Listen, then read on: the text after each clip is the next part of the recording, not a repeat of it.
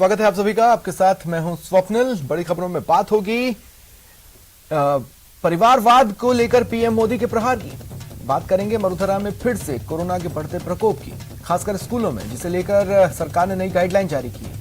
और बात जैसलमेर के रेतीले धोरों में 3 महीने से चल रहे भारतीय सेना के अब तक के सबसे बड़े युद्धाभ्यास की। लेकिन पहले प्राइम 25। प्रधानमंत्री मोदी ने संविधान दिवस पर आयोजित कार्यक्रम में कहा कि संविधान के लिए समर्पित सरकार विकास में भेद नहीं करती। हमारी सबसे बड़ी शक्ति, हमारा सबसे बड़ा प्रेरणा स्रोत हमारा संविधान ही है। रूस के राष्ट्रपति व्लादिमीर पुतिन भारत रूस के बीच 21वीं शिखर वार्ता के लिए 6 दिसंबर को भारत आएंगे।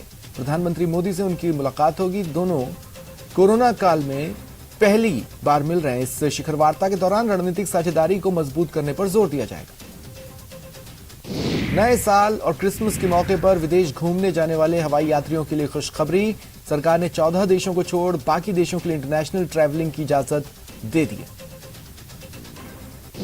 देश में कोरोना का संक्रमण फिर चिंताजनक हालात पैदा कर रहा है। 10 बड़े राज्यों में पिछले 30 दिन में 2400 स्टूडेंट कोरोना संक्रमित मिले हैं। इनमें सबसे ज्यादा 1700 महाराष्ट्र के हैं। और मरुधरा में स्कूली बच्चों में कोरोना संक्रमण के मामले सामने आने के बाद सरकार ने नई गाइडलाइन जारी की। बच्चों को स्कूल भेजना जरूरी नहीं है, संस्थान भी दबाव नहीं बना सकता, ऑनलाइन क्लासेस पर जोर रहे। इधर जयपुर में 3 बच्चों समेत 9 लोग कोरोना संक्रमित पाए गए। स्पीकर जोशी के पीए और फोटोग्राफर भी पॉजिटिव हैं। अजमेर में फ्रांस की महिला भी चपेट में आई।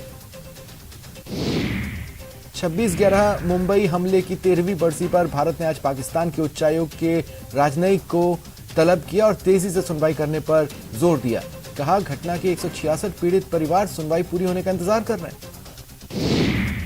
दिव्यांगों को लेकर गहलोत सरकार का बड़ा ऐलान। पदोन्नति में दिव्यांगजनों को 4% आरक्षण मिलेगा।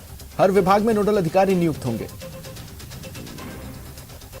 कोटपुतली में पूर्व डिप्टी सीएम सचिन पायलट ने कहा, राजस्थान में वर्षों से परंपरा चलती आई है। एक बार कांग्रेस तो दूसरी बार बीजेपी। इस बार 2023 में परंपरा टूटेगी। राजस्थान में कांग्रेस की सरकार बनेगी। राज्य मंत्री राजेंद्र गुढ़ा का एक और बयान आया। उन्होंने शिवकरण चौधरी पर तंज कसते हुए कहा, जो महिलाओं के सम्मान की बात कर रहे हैं वह लोग अपने गिरेबान में झांक कर देखें। पूर्व सीएम वसुंधरा राजे अपनी 4 दिवसीय देवदर्शन यात्रा पर आज पुष्कर पहुंची। ब्रह्मा मंदिर में पूजा अर्चना की। देश भर में पेट्रोल डीजल की कीमत लगातार 23वें दिन स्थिर है।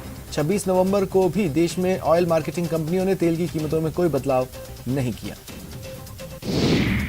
टाटा और बिरला जैसे बड़े कॉरपोरेट घराने फिलहाल बैंकिंग सेक्टर में नहीं उतर पाएंगे। इसके संबंधित सुझाव को रिजर्व बैंक ने अभी मंजूरी नहीं दी है। हालांकि सुझाव को केंद्रीय बैंक ने खारिज भी नहीं किया है। पाकिस्तानी फौज और खुफिया एजेंसी आईएसआई के साथ आतंकी संगठनों को बड़ा झटका लगा। भारतीय सुरक्षा बलों ने आतंकी संगठनों के एक बड़े गाइड हाजी आरिफ को लाइन ऑफ कंट्रोल के पास मार गिराया। धौलपुर और मुरैना के बीच दुर्ग उधमपुर एक्सप्रेस ट्रेन की 4 बोगियों में भीषण आग लग गई। वक्त रहते ट्रेन की आग पर काबू पा लिया गया। भरतपुर में जयपुर एसीबी ने बड़ी कार्रवाई की। पॉल्यूशन कंट्रोल बोर्ड के रीजनल ऑफिसर को 35,000 रुपए की रिश्वत लेते दबोचा। साथ ही जेईएन राजेश सैनी को भी 10,000 रिश्वत लेते पकड़ा गया। जयपुर नगर निगम ग्रेटर की टीम ने बकाया नगरीय विकास कर यानी यूडी टैक्स जमा नहीं करवाने पर एक मॉल और एक स्किल डेवलपमेंट के ट्रेनिंग इंस्टीट्यूट की बिल्डिंग सील की। जयपुर के एक 5 स्टार होटल में महाराष्ट्र से आए एक परिवार के 2 करोड़ रुपए की ज्वेलरी की चोरी का मामला सामने आया। पुलिस सीसीटीवी फुटेज खंगाल रही है। अजमेर में एक युवती से दुष्कर्म का मामला सामने आया। पीड़ित की शिकायत है उसकी दोस्ती फेसबुक पर एक युवक से हुई जिसने उसके साथ मौके का फायदा उठाकर दुष्कर्म किया। करौली पुलिस ने हथियार के दम पर लूटपाट करने वाले गिरोह का पर्दाफाश किया। 5 बदमाश गिरफ्तार, 4 बाइक्स, 9 मोबाइल, अवैध हथियार बरामद। भरतपुर के गुड़गांव में बेखौफ बदमाशों ने दिन दहाड़े एक युवक की गोली मारकर हत्या कर दी। पुलिस जांच कर रही है।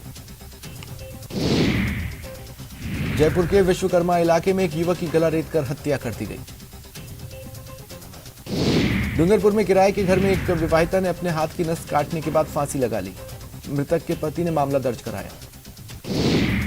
कानपुर टेस्ट में दूसरे दिन कीवियों ने बल्ले से दम दिखाया। दिन का खेल खत्म होने के बाद न्यूजीलैंड ने बिना किसी नुकसान के 129 रन बना लिए हैं।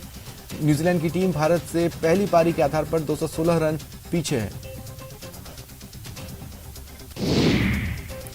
दक्षिण अफ्रीका में कोरोना का नया वेरिएंट मिला।